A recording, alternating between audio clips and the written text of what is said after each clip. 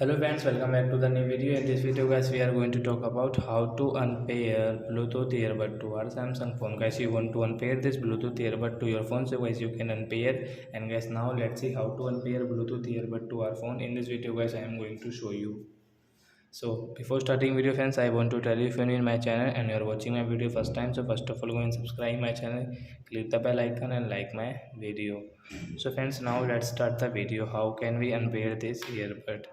So friend, first of all open your phone setting to unpair this earbud. Then guys you can see your connection settings. So guys tap here, Bluetooth setting. So guys, as you can see guys, we have paired this earbud. So guys, right side guys, setting, tap here, and guys you can see this unpair option. So guys we will click on unpair. So guys this earbud will unpair to your phone. So I hope friends you have understood how to unpair Bluetooth earbud to Samsung phone. So that's it guys, thanks for watching. Now we will meet on next video with new topic. Before going guys, please go and like my video, subscribe my channel. Bye bye friends.